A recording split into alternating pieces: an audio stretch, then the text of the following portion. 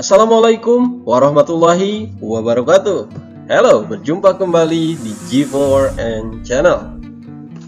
Di video kali ini kita akan share mengenai tes verbal. Apa saja jenis tes verbal, seperti apa itu tes verbal, contoh dan cara mengerjakan, serta tips sukses mengerjakan tes ini. Jangan skip videonya agar paham ya. Bagi kawan-kawan yang baru bergabung, yang baru menemukan channel G4N, silahkan klik tombol subscribe dan lonceng agar bisa mendapatkan notifikasi untuk video-video kami tentang tes dan tips-tips yang terbaru lainnya. Terima kasih. Kawan-kawan semuanya, tes verbal berfungsi untuk mengukur kemampuan dan kecakapan berbahasa, baik penguasaan perbendaharaan kata, tata bahasa maupun kemampuan memahami teks dari peserta tes. Ada 3 jenis tes dalam tes verbal. Yang pertama yaitu tes analogi atau persamaan hubungan kata.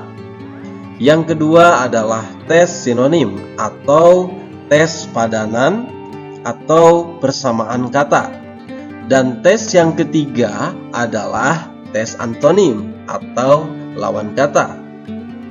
Sebetulnya dari ketiga tes ini, analogi, sinonim, dan antonim memiliki kunci utama, yaitu harus bisa menyelesaikan tes ini adalah dengan cara memperbanyak daya ingat kita atau memiliki daya ingat yang tinggi dan kemampuan perbendaharaan kata yang banyak. Nah, itu adalah kunci utamanya.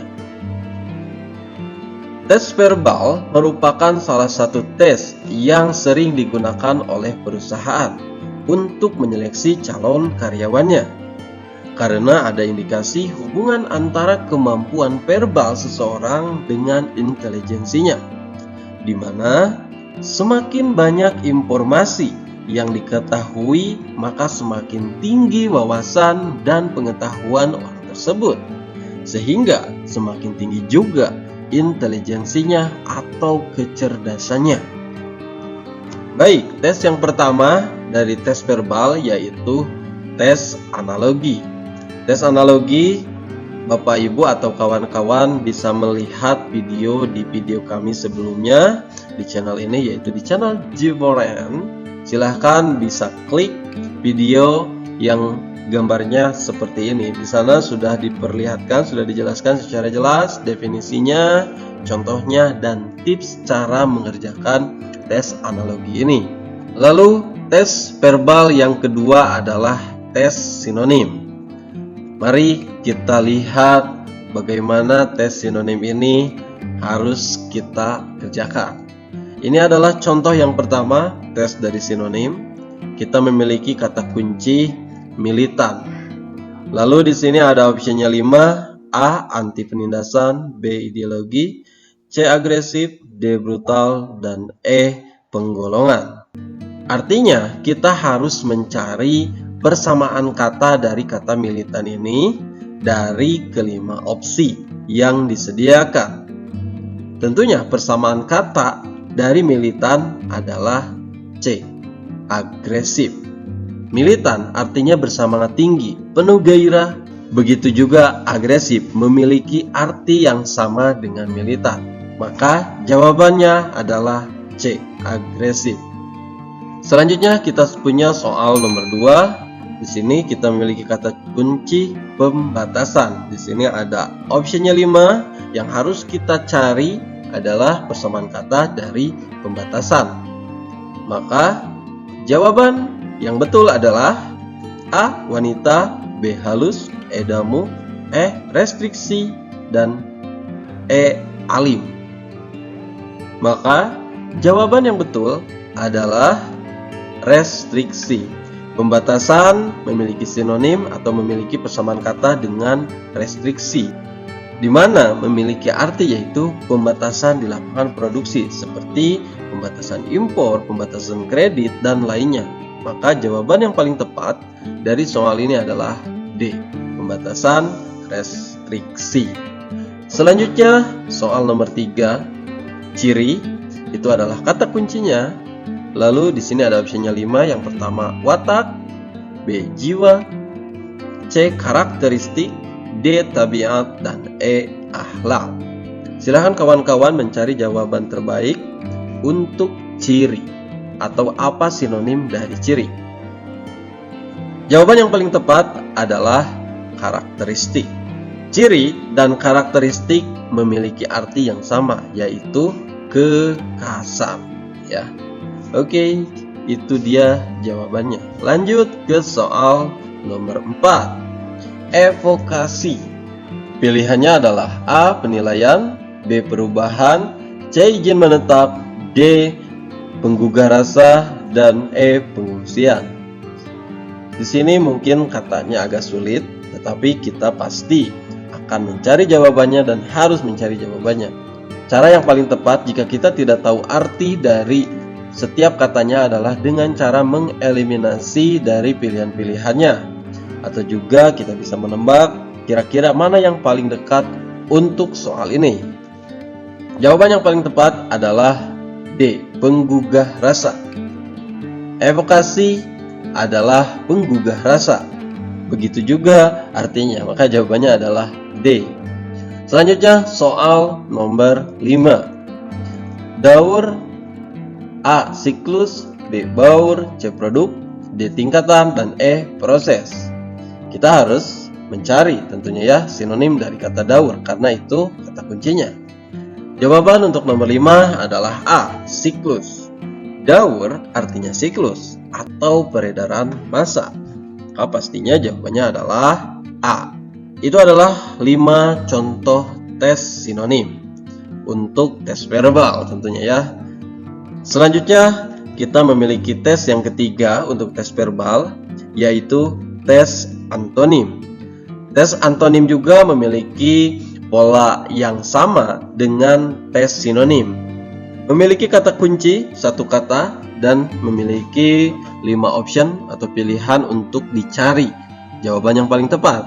Tetapi perbedaannya adalah kalau sebelumnya di tes sinonim kita harus mencari kata yang hampir mirip artinya atau memiliki padanan yang sama atau dekat. Tetapi kalau di tes antonim kita harus mencari arti kebalikan dari kata kuncinya, ya. Oke, langsung saja seperti ini contohnya. Yang pertama amatir. Pilihannya adalah A. palsu, B. canggih, C. ahli, D. partikelir, dan E. anasir. Maka jawabannya adalah C. ahli.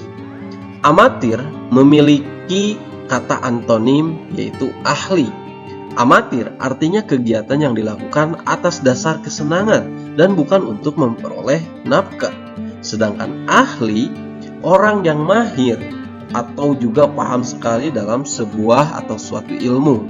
Jadi ahli dan amatir memiliki arti yang berbeda. Soal yang nomor 2. Kata kuncinya yaitu penting. Pilihannya adalah keras, tinggi, remeh, utama, hidup. Mari kita cari jawabannya sama-sama. Jawaban yang betul adalah C. remeh. Kenapa? Penting artinya utama, sangat berharga. Sedangkan remeh artinya tidak penting, tidak berharga atau kecil. Nah itu dia dari antonim ya, memiliki arti yang berkebalikan. Selanjutnya soal nomor 3. Untuk soal nomor 3 silahkan kawan-kawan juga mencoba untuk menjawab terlebih dahulu. Kita memiliki kata kunci kebal.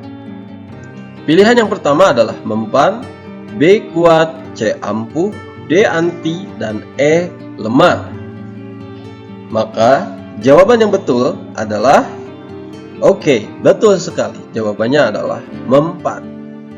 Penjelasannya, kebal tidak mempan senjata atau tidak dapat terlukai oleh senjata. Sedangkan mempan ini kembalikannya ya, dapat dikenai senjata atau dapat dilukai oleh senjata. Selanjutnya soal nomor 4. Kendala. A. manifestasi, B. restriksi, C. gejala, D. pendukung, dan E. rintangan. Jawaban yang paling tepat untuk antonim dari kendala adalah Oke, betul, pendukung. Kendala artinya keadaan yang membatasi, menghalangi, atau mencegah terjadinya sasaran. Kalau pendukung artinya keadaan yang menunjang, menyokong terjadinya sesuatu. Jawabannya adalah D, pendukung. Soal selanjutnya yaitu soal nomor 5, independent. A, B, C, D, dan E tidak bertanggung jawab pada orang lain. Dependent, berdiri sendiri. Jawabannya adalah B, dependent. Independent artinya berdiri sendiri dan tidak tergantung. Sedangkan dependent artinya tergantung atau terikat pada sesuatu dan tidak bisa berdiri sendiri. Nah, kawan-kawan, itu dia 5 soal contoh masing-masing dari tes sinonim dan juga tes antonim, yang mana harapannya kita mampu mengerjakannya, menyelesaikannya dengan hasil yang maksimal. Semakin kawan-kawan berlatih, semakin besar juga kemungkinan kawan-kawan untuk dapat diterima di sebuah perusahaan. Baik, itulah penjelasan, contoh, dan latihan tentang soal tes verbal di video ini. Yang mana di tes verbal ada 3 ya. Jangan lupa yang pertama analogi, sinonim, dan antonim. Semoga bermanfaat, terus berlatih agar kosakata yang kita miliki terus bertambah. Nantikan video-video lainnya mengenai psikotes kerja dengan cara subscribe dan hidupkan loncengnya. Terima kasih. Wassalamualaikum warahmatullahi wabarakatuh.